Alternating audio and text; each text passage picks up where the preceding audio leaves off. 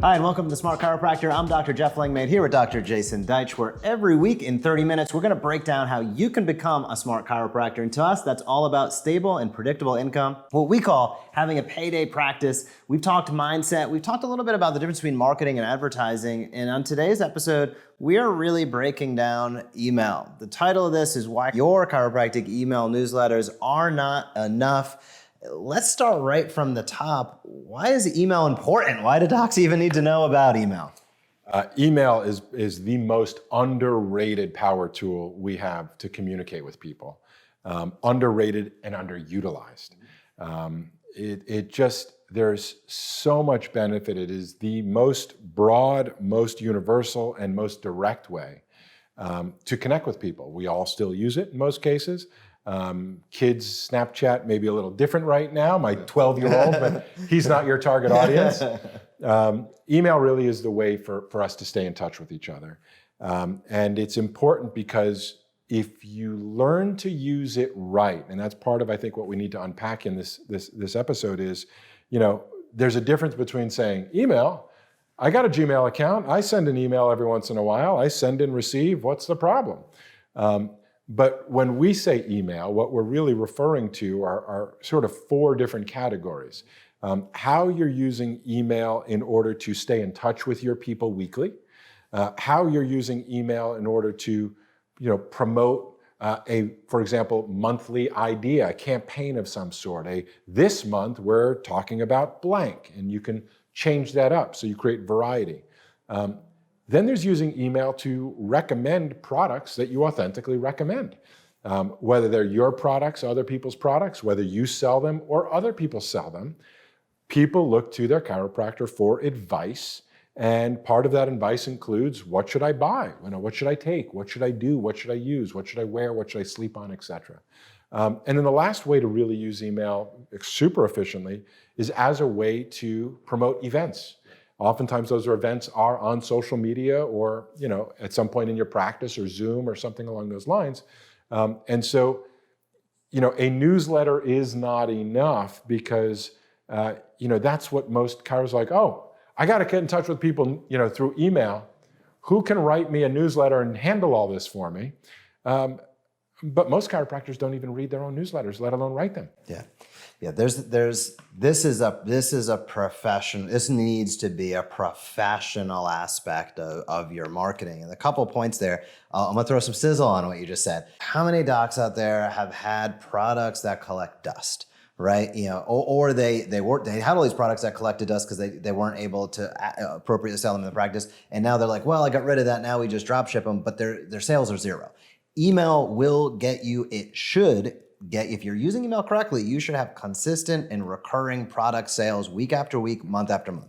Second aspect of what you discussed, your event. How many of us have done an event and a tumbleweed showed up? Or, we hope there would be 10 and 2 showed up, and you have an email list of 50, 500, some docs 5,000, and you didn't promote the event. So it can get, events going. And the third component of it is, and this is what we see with the Smart Chiropractor, is we've seen lists as small as a few hundred generate 3 to 4 patient reactivations every single week at a near zero cost, no advertising cost. You're emailing, connecting with people over time.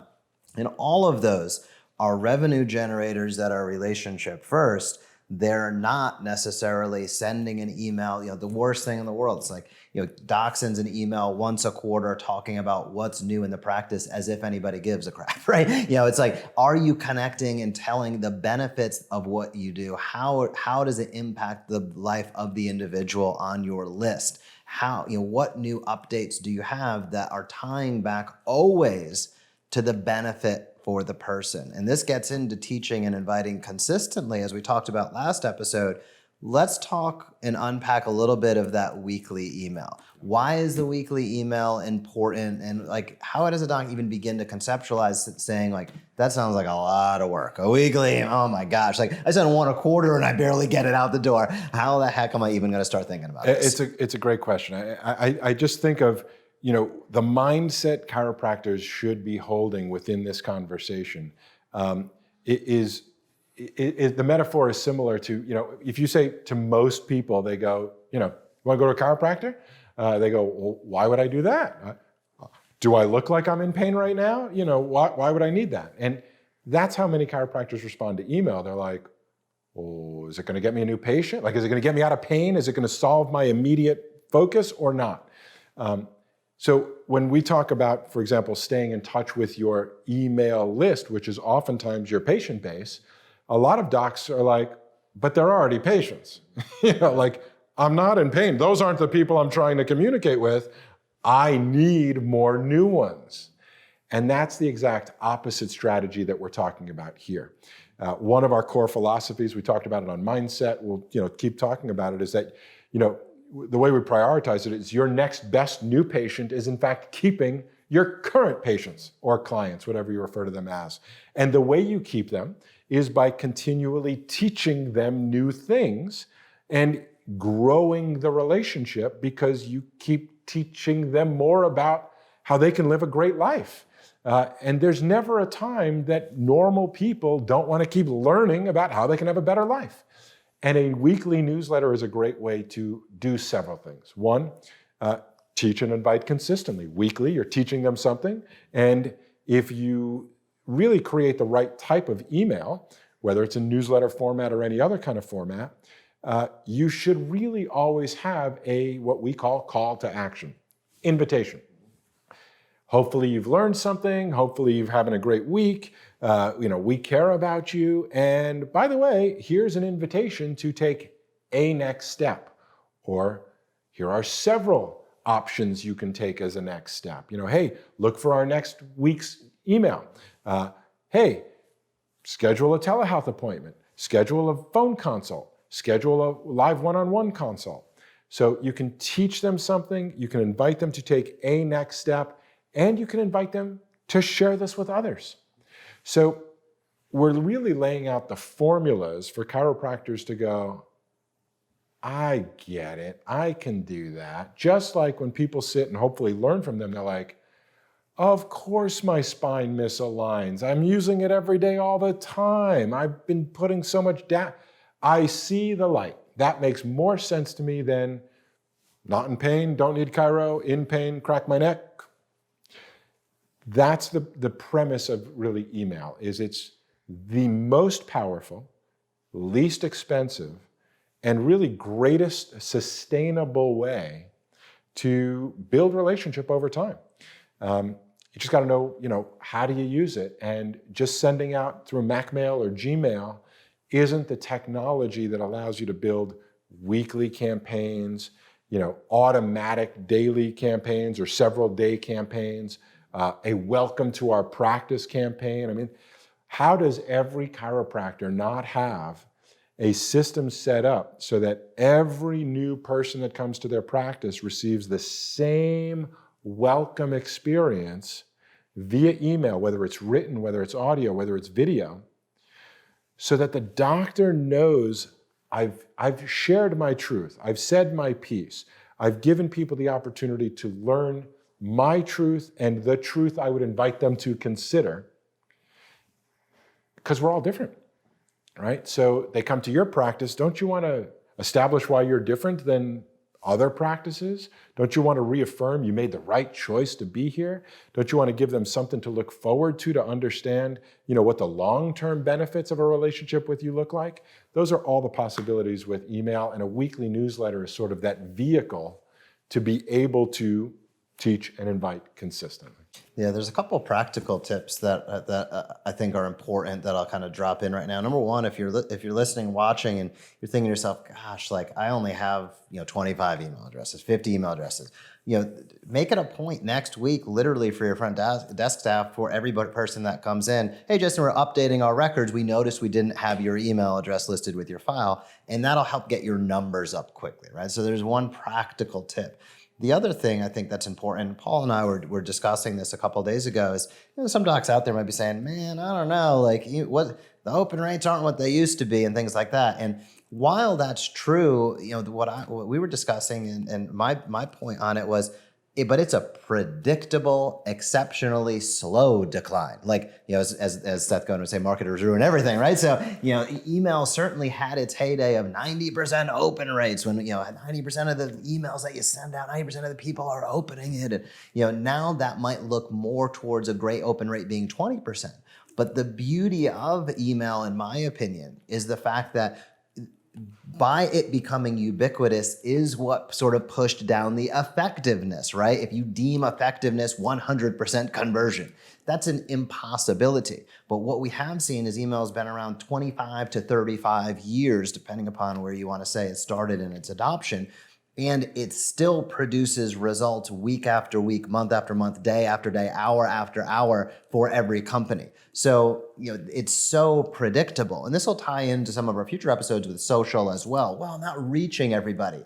Don't stress about that. You want to be on the platforms that are predictable. And email is very predictable. Like, now, if your open rate, quote unquote, is 5%, you got a subject line issue, right? It's not compelling enough. People ain't clicking and opening your email. So while it might not be deemed as effective in true conversion sense as 5 to 10 years ago, nothing is. That's the expectation of evolving marketing. And email is a cornerstone because it's been around for years and because there is the data that you can look back on and sort to understand, well, what is good? What's working and what's not? What is good and what's not? And never forget about just the branding aspect of it as well. For every person, that opens the email, only a small subset of those will click to schedule the appointment, etc. But you're still getting your message out there, which helps you avoid having to compete on an Google advertisement for somebody that's already on your list. And that is a absolutely critical component. The patient's going to choose when they want to experience what you do. You want to have as many at-bats as possible to showcase the benefits of what you do. And outside of social, email is there is no better place. Yeah, and I'm going to offer a contrarian viewpoint to that as well, because that's the way it's taught out there, and it's all true. However, just like I can say to you, 60%, 50 to 60% of the United States is obese. That doesn't mean I'm going to be, right? So when it comes to open rates, for the most part, my family opens my emails, 100% of it, right? When you send me an email, I open 100% of your emails, okay? So there are averages, right? 98.6 is an average, but some people run higher, some people run lower. And the point, and I'll say sort of the good news to all of that, is, that's marketer speak. That's marketers marketing and sharing averages and statistics, and oftentimes in order to sell you something. But the reality is it starts with your relationship with your audience. So you take any chiropractor's office, you take 100 emails, the open rate's going to be absolutely relative to the relationship those people have with the chiropractor, right? If the chiropractor sends it to 100 friends and family, there's going to be a lot of people that open it. If they send it to 100 strangers, there's not. So we keep bringing into the conversation the idea that relationship supersedes everything, and that it's the connection you make and the trust you build that really will determine the effectiveness of any of these things. We've got hundreds of chiropractors that use our product, our service.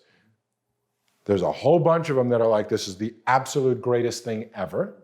And there's a few of them that go, this is a waste of my money. Now, what's the difference? Somehow we're not resonating energetically with those people that, not that it didn't work, they're not working it. Why aren't they working it? We somehow didn't get the right connection and fit. Maybe they thought it was another advertising program that was just going to get them in with no effort and no sense of uniqueness or distinction, because they're stuck in their old mindset of like, you just run the ads, I'll do the adjusting. That's not exactly our culture, right? So yes, we do it for you, but we start the conversation. We don't close the deal, so to speak. So a lot of it has to do with how doctors show up, how they think about it. Email really is, again, the most direct, most efficient. The real question is, what's your message? who's your audience, what's your relationship with that audience, how frequently are you sending something out, and in terms of effectiveness, what is your call to action? How are you measuring effectiveness? If you're selling a product, that's one measure of effectiveness. If you're just informing people, that's another measure of effectiveness. If you're, as we've got some great feedback on our weekly newsletter that goes out that has if you haven't been in recently, click here to make an appointment, and it goes directly to their digital scheduler. It's effective when we see certain clients who set things up the right way and really are enthusiastic about what's going on, attitude more than energy or effort, that they send out an email, or it's automatically sent for them with our system, and they literally look at their calendar and it starts filling up automatically. I mean, that's one of the coolest things I've ever seen and heard of, and I love that kind of feedback. So it works for those who work the tools, and that's one of the things that I think people don't understand. They're like, how do I know it works? It'd be like me saying, how do I know a hammer is going to work? Well, if you know how to use a hammer and build something with a hammer, it will work. If you don't, it's a waste of money. And that's really, I think, a lot of these tools. Email is one of them. They're like, well, I sent an email once and it wasn't really fruitful for me. Well, what'd you say? Who'd you send it to? What's your connection with the person you sent it to? How often did you follow up? And all the details that go from I did it to I did it and it worked. Yeah, the details matter a lot. And one point that you brought up that's really important is that it's actually the more that you send, the more that people open and engage. And it's almost a weird dichotomy. It makes total sense when you break it down, but it's almost, a lot of docs out there are, am I sending? They're concerned. They haven't sent an email in 2 years, and they're concerned that sending 2 next week is going to alienate everybody. And it's about teaching people to learn from you, right? And it's about showing up consistently, as we've talked about time and time again. We see that when people are emailed, nobody probably wants, there's extremes. It's very unlikely, no matter how much value you are providing, that somebody would want to receive 20 emails from you in a day, right? Of being extreme. But a cadence of 1, 2, sometimes even 3 per week, depending upon the situation, can actually increase your statistics. And getting back to what you were saying with with family as well, it's like, imagine if you just imagine if you emailed somebody once every 10 years, and would you expect that crew of people, like maybe they were waiting for it, maybe not, but now it's a chance. As opposed to if you're like, well, they know that I give them a call, or in this case, send them an email every Friday at 2 p.m. They're waiting for it, and they're excited to get it. They're going to engage more. It gets back to a lot of the core competencies that we were discussing in the onboarding. Increases retention. I mean, if we just bring it out to the practical level, confusion early on. Most docs, those first between visits 1 and 3 are sort of that critical relationship time. Hopefully you've done the work on the front end, but so many docs don't, that when it's really, they're reliant so heavily upon their reported findings, right? Well, and their staff, they're like, I hope my staff had a good day. I hope they're on today. And they're good days, bad days. Email is got a good day every day. Right. Yeah, and staff change outs. Who hasn't gone through and had multiple different people come through their practice? Very few people have had all of the same staff forever. So it eliminates the variability. It provides more consistency, as you're saying, consistency in timeliness and consistency in messaging.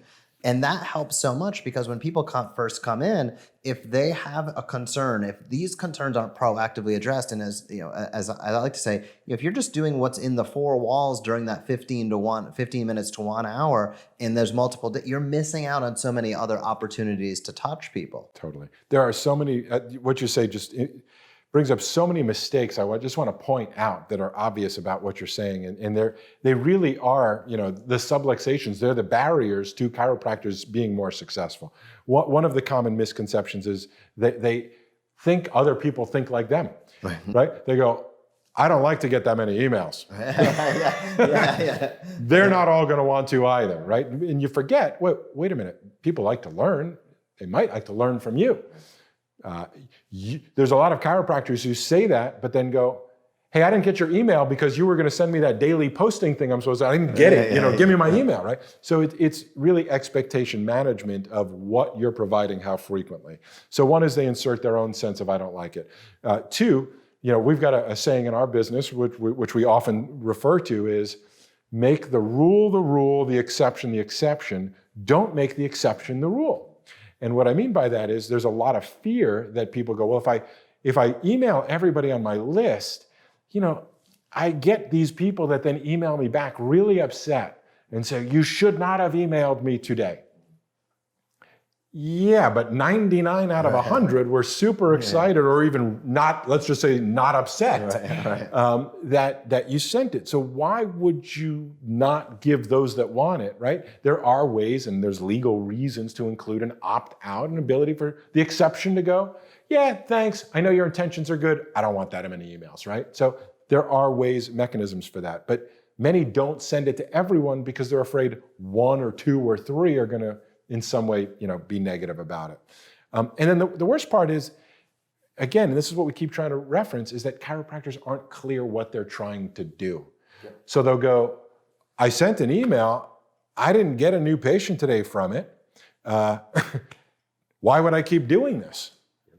And that's really the spirit of what we're teaching and inviting people to do, is to teach and invite their community. Some will love it.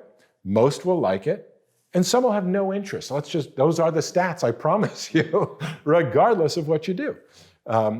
So we really have to, hopefully get more chiropractors to really wake up to today's reality and not yesterday's fantasy, and recognize that, yeah, you've got to use the right technology. You've got to understand the concept of what the tools can do. You can set up a welcome to my practice email sequence, not just a email, a sequence of emails.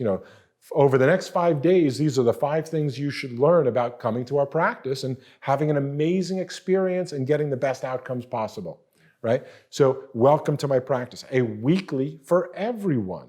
As you mentioned, products, and products, there's so many nuances we can get into. We could talk for hours about it, but in one of our programs within social media, there's the gift of endorsement, right? And so when you endorse other people, you get endorsed as a byproduct of that. When you use email that way also, and others use their email list to endorse you, you're opening up new doors and new possibilities that most chiropractors, like most people go, you do something more than just pain relief? You're actually going to help me improve my health? Yeah. What we're talking about is more than just, we will stick a few more leads or bodies in your practice, most of which are going to leave, which is most people's experience. We're talking about building a tribe, a following of people who align with what your values and beliefs are and want to continually learn more, and therefore, as a byproduct of that, enthusiastically and authentically share you with their friends and family. And email happens to be one of those things that is really easy to click share. So there's just it's just one of the most underutilized power tools. I often think about it as, it's the Ferrari in your parking lot that has the keys in the ignition. But if you don't know how to turn on the keys, you're like, well, it looks pretty cool. It's kind of neat, but what am I going to do with that? So there's a lot of potential and possibilities. Hopefully more chiropractors will start being curious enough to learn, wow, what can I do with this thing? So, well, and some docs I think get so sketched out or like personal. It's like they send an email, to 100 people and they see a person unsubscribe. Like, I thought John liked me. I can't believe that John. And it's funny. And it's like, well, he might just not want to be communicated with that way. That's why you're going to use your social. That's why you're going to use other. Like, it's their choice. And as a matter of fact, that's a good opportunity to let them self-select. It's just a weird thing. And even me knowing it, sometimes I'll look at, our email list and, I'll see Dr. Blank. I know him personally, and yet they're engaging in the Facebook group, regularly. It's a natural feeling to feel like, I can't believe insert whoever here unsubscribe and feel a little bit. It's just the irony of it is that not that it's a numbers game and who cares, but that it's empowering actually when somebody does that, because they're letting you know how they would prefer to be communicated with or not be communicated with. it's not an indication of the communication, so to speak. Now, if you're just sending out junky, spammy emails, quit doing that That's crap, the right? difference. So, you know, we're coming at this from the perspective of that you're actually delivering something of value, of interest to them. You know, and giving them the opportunity to take the next step, and tying into that, not to go too far on this, but tying into that is ensuring, as we've talked about on earlier episodes, teach and invite consistently, ensuring that your email has an opportunity to invite them. Does it have a clear call to action? And there is a balancing point. You don't want to have 17 calls to action because there's no discernible action step that you'd like them to take.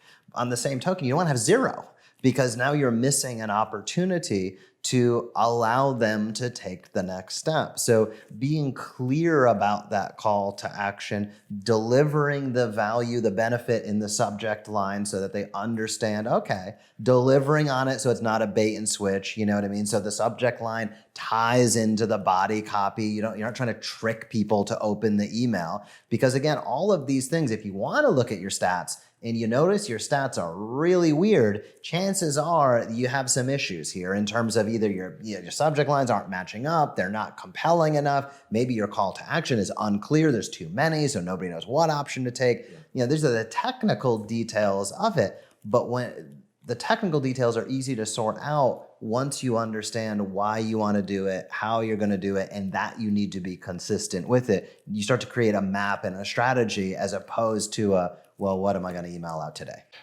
What you're saying, you know, as we sort of concluded, it's so important when it relates to that call to action piece, because it really represents who we are. And what I mean by that is desperate chiropractors do desperate things. And the implication is, I need more new patients. I need this to work. I need an ROI. And when it comes from I need, then you tend to, as you mentioned before, these deep discount offers. That's an offer. That's a call to action. But it says something about you. I mean, if you subscribe to a Harvard newsletter, a Mayo Clinic newsletter, a world's best doctor, world's best accountant, world's best lawyer, would you expect them to, at the bottom, have this really deep discounted, hey, we're having a special next week, it's only 15 cents if you want to come on in, and we'll give you everything you can imagine? For many people, that's off-brand. And it actually hurts their image more than helps their image. And that's really where these nuances of learning more about, how do I want to position myself in the marketplace? Do I want to win the race to the bottom, which is oftentimes what chiropractors unfortunately fall victims to. They're like, oh, well, their offer's $39, I'll be $38. As if that's the reason somebody's going to choose you. And if you think that's the reason somebody's going to choose you, then we got to have a conversation. Because normal people, not deal shoppers, listen, I'm a deal shopper sometimes, not for professional services, I'm not, but if I'm going to buy the same computer, I'd rather get the computer at the cheapest place I possibly can, or camera, or whatever it is. So that's one of the main things is, so many in our profession have basically sort of dumbed down and mistakenly, counterproductively become marketers or entrepreneurs when they're really experts who love to serve and help people. And those are such different things, and we just have to make sure that our messaging aligns with the, Seth Godin, we've referred to him several times now, he says that your brand is what people expect from you.